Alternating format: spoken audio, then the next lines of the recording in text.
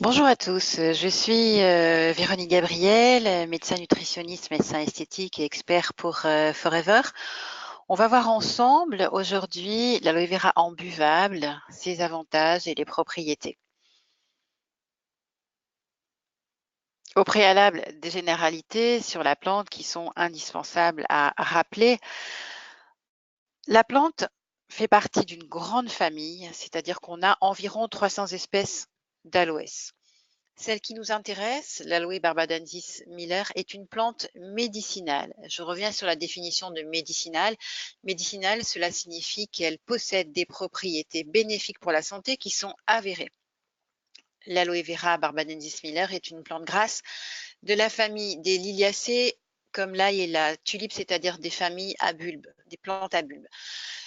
La plante vit dans des pays chauds comme l'Afrique, l'Amérique, l'Asie. Elle possède la particularité de stocker de l'eau dans ses feuilles pour subvenir aux périodes plus chaudes. En pratique, la plante se fabrique un élixir de survie.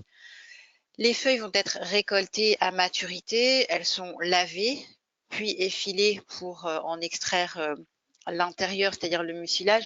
Maturité, c'est 3 à 5 ans. Le mucilage est ensuite flash pasteurisé pour garder l'intégrité de la qualité des nutriments.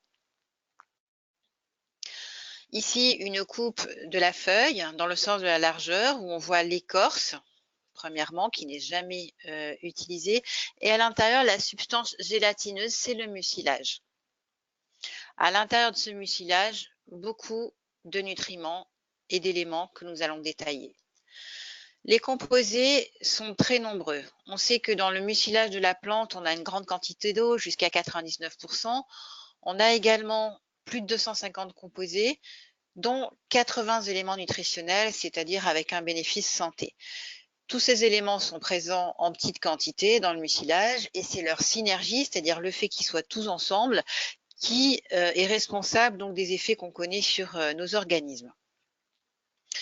Les éléments nutritionnels sont les suivants, les minéraux et oligo-éléments. Minéraux, c'est ceux qui sont en grande quantité dans le corps, oligo-éléments en petite quantité, des vitamines, des acides aminés qui sont des fractions de protéines, des lipides, des glucides, c'est-à-dire des sucres et d'autres éléments.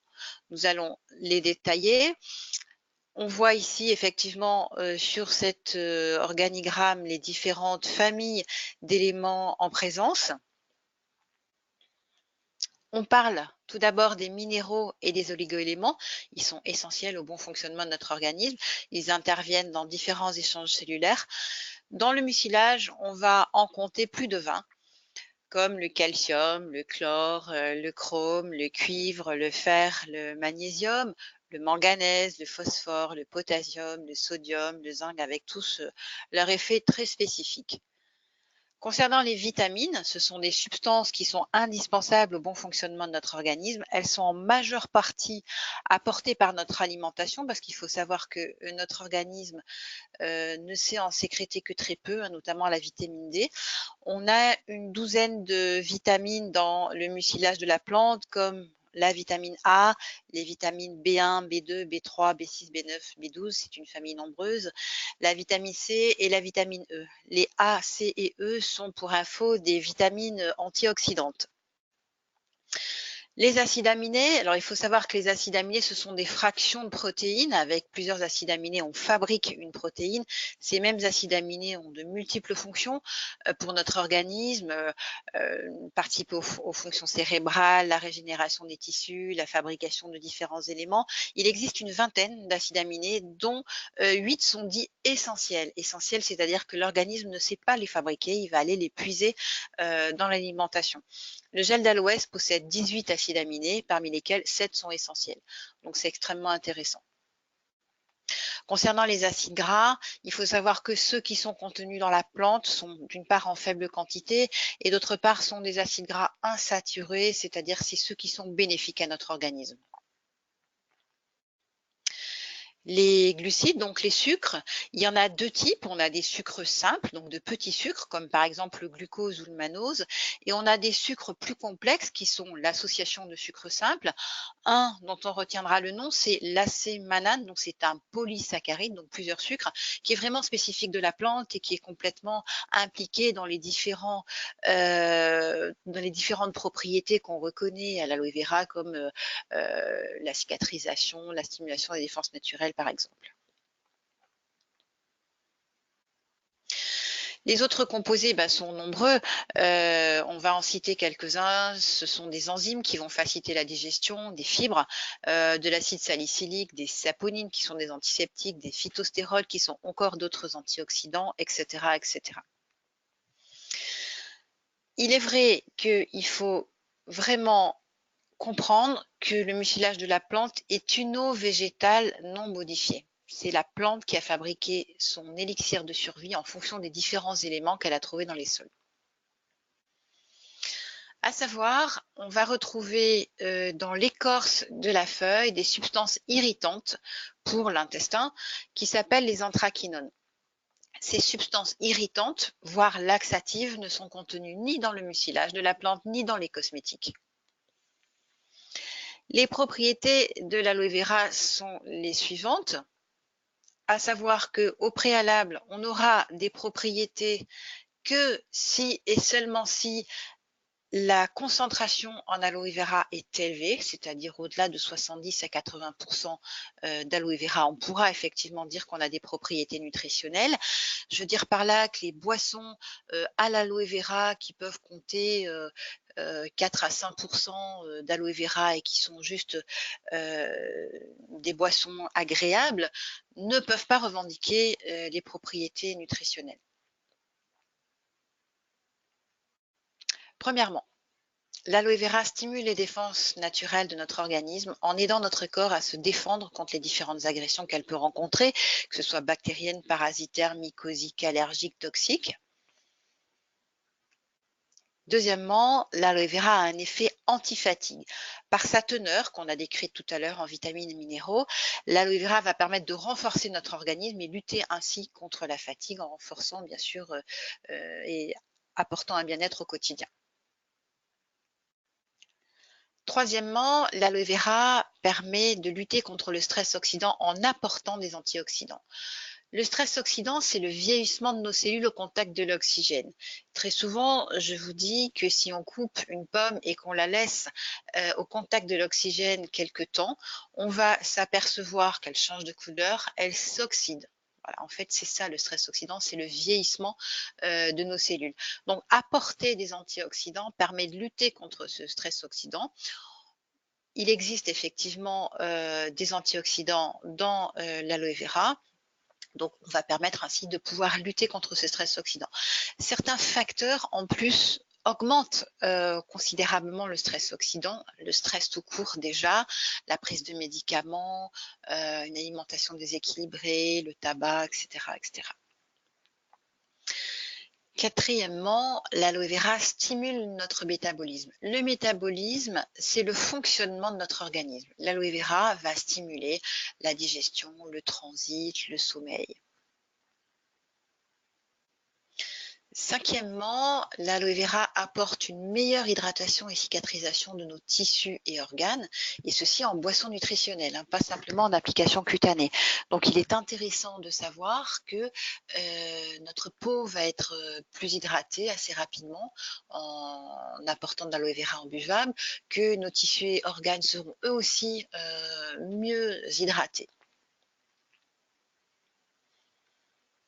Sixièmement, et c'est finalement une conclusion de tout ce qu'on vient de voir, l'aloe vera est un régulateur des différentes fonctions de l'organisme.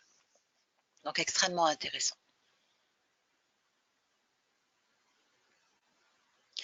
Les avantages de l'aloe vera en buvable.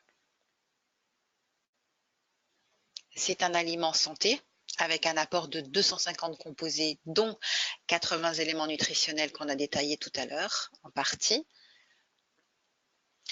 Le complément alimentaire est buvable. Il est toujours intéressant d'avoir un apport hydrique et notamment un apport de cette eau végétale non modifiée que la plante a construite.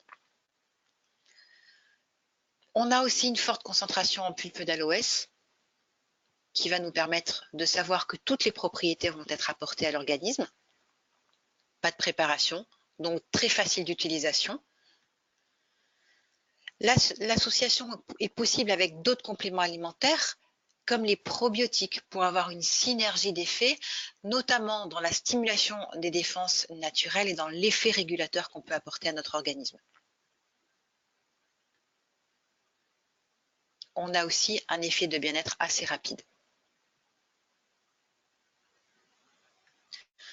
On va voir les différentes versions de pulpe qu'on va trouver chez Forever.